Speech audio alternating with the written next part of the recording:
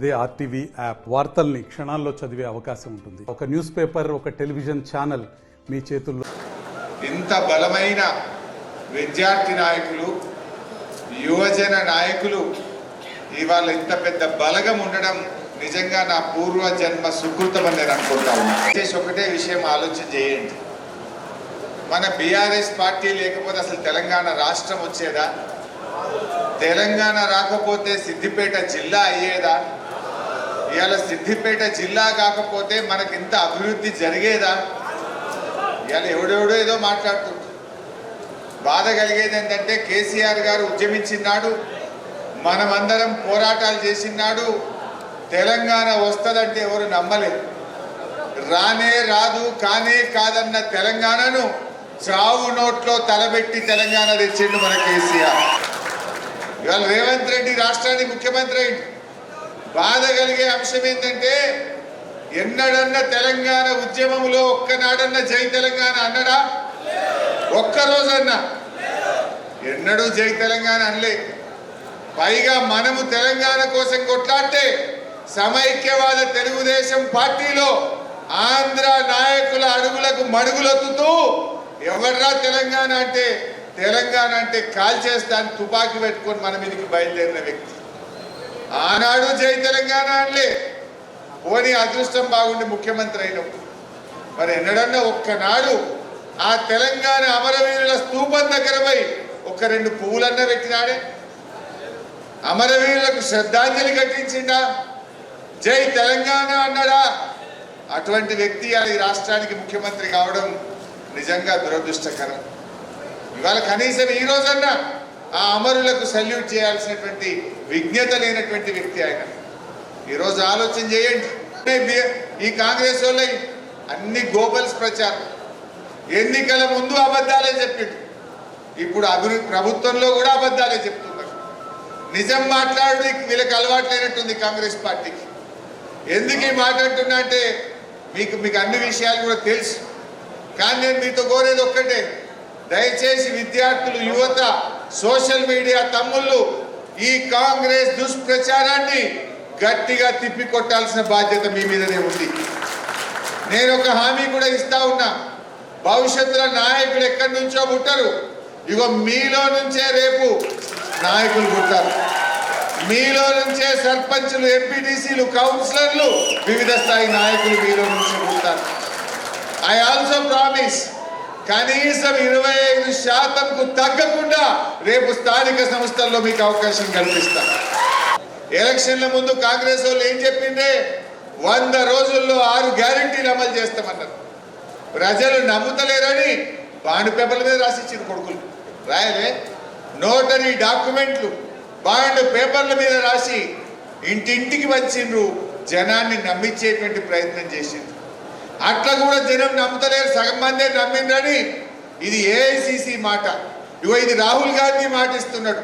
మా జిమ్మెదారు అన్నారు. గెలవంగానే మొదటి అసెంబ్లీలో 6 గ్యారెంటీలకు చట్టబద్ధత తెచ్చి దాన్ని అమలు చేస్తాము అని చెప్పారు. జరిగిందా? ఇప్పటి వరకు 6 గ్యారెంటీలకు చట్టబద్ధత రాలేదు, 6 గ్యారెంటీలు అమలు కాలేదు, ప్రజల్ని మోసం చేసింది. 100 రోజుల్లో అమలు చేస్తామన్నారు. ఇప్పుడు మాట్లాడితే ఏమంటున్నంటే కోడ్ వచ్చింది అంటున్నారు. కోడ్ వస్తుందా? నీకు ముందు తెలియదా? అయినా కోడ్ ఎప్పుడు వచ్చింది? నీ ప్రభుత్వానికి 100 రోజులు నిండినాక 102వ రోజు కోడ్ వచ్చింది. నీకు పూర్తి 100 రోజుల అవకాశం దొరికింది. మరి ఎందుకు చేయలే 100 రోజుల్లో? ఉద్దర మాటలు మాట్లాడుతుంది. వీళ్ళేదో ఉద్ధరిస్తారనుకొని వీళ్ళ నోటరీ డాక్యుమెంట్లు చూసి, బాండ్ పేపర్లు చూసి, మీ 6 గ్యారెంటీల అమలులో చేస్తామని మీరు నమ్మించిన తీరును చూసి మిమ్మల్ని గెలిపిస్తే ఇవాళ ఉద్దర మాటలు మాట్లాడుతున్నారు తప్ప ఉద్ధరించే పనులు కాంగ్రెస్ ప్రభుత్వం చేయలేకపోతాం. ఏమన్నాడో మీరు చూసిండ్రు, ఎంత క్లియర్గా చెప్పిండ్రు. మేము ఎక్కడ మాట ఇయ్యలే, నిరుద్యోగ భృతి ఇస్తామని 6 గ్యారెంటీల్లో కానీ ఎన్నికల సమయంలో కానీ మాట ఇయ్యలేదని అందంగా నిండు అసెంబ్లీలో ఉప ముఖ్యమంత్రి గారు చేతులెత్తిన తీరు మీరందరూ చూశారు. అంటే ప్రియాంక గాంధీ చెప్తుంది, మన రేవంత్ రెడ్డి గారు చెప్తారు, కాంగ్రెస్ మేనిఫెస్టోలో పెడతారు, 6 గ్యారెంటీలు మేము చెప్పలేదు, నిరుద్యోగ భృతి ఇయ్యం, మేము ఉద్యోగాలు ఇస్తామన్నాం తప్ప నిరుద్యోగ భృతి ఇయ్యము అని ఎగబెట్టింది. కొన్ని ఉద్యోగాలన్నీ ఇచ్చిండ్రా? ఒక్క నోటిఫికేషన్ అని ఇచ్చిండ్రా? మన ప్రభుత్వంలో మనం ఇచ్చిన నోటిఫికేషన్లు, పరీక్ష మనం పెట్టినాం, రిజల్ట్ మనం ఇచ్చినాం, కోర్టు కేసుల వల్ల ఆగితే అవి కాయిదాలు వచ్చి మేము ఇచ్చినామని చెప్పి ఇవాళ మోసపుచ్చే ప్రయత్నం చేస్తున్నారు. రెండే బీజేపీ కాంగ్రెస్ దొందే. అదే బీజేపీ ఏమన్నది, ఏడాదికి 2 కోట్ల ఉద్యోగాలు ఇస్తాం అని చెప్పి ఆ రోజు అధికారంలోకి వచ్చారు. ఇవాళ 10 ఏళ్లలో 20 కోట్ల ఉద్యోగాలు ఇవ్వాల్సినటువంటి బీజేపీ ప్రభుత్వం ఈ దేశంలో ఇచ్చింది కేవలం 6.5 లక్షల ఉద్యోగాలు మాత్రమే.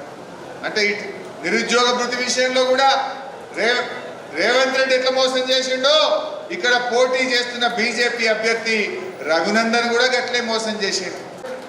రేపొద్దు నేను మాట్లాడినా అనుకో, ఏదైనా రుణమాఫీ ఎగ్గొట్టినా, 4,000 పింఛన్ ఎగ్గొట్టినా, ఆడపిల్లలకు 2,500 ఎగ్గొట్టినా, స్కూటీలు ఎగ్గొట్టినా, తులం బంగారం ఎగ్గొట్టినా నాకే ఓట్లు వేసిండ్రు. ఏం మాట్లాడతావు అది ఇష్టం అనడా? మరి నేను గట్టిగా మాట్లాడాలంటే ఆ బలం మీరు కదా నాకు ఇవ్వాల్సింది, ఆ శక్తి మీరు కదా.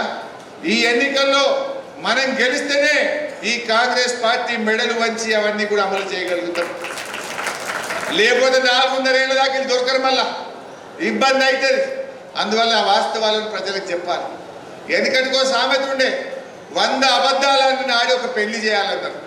కానీ కాంగ్రెస్ వాళ్ళు మాత్రం 100 అబద్ధాలు ఆడి, నోటరీ డాక్యుమెంట్లు వంచి, బాండ్ పేపర్లు వంచి, ప్రజలను మోసపుచ్చి ఇవాళ అధికారంలోకి వచ్చి ప్రజల గుండెల మీద దండిండ్రు, రైతుల గుండెల మీద దండిండ్రు.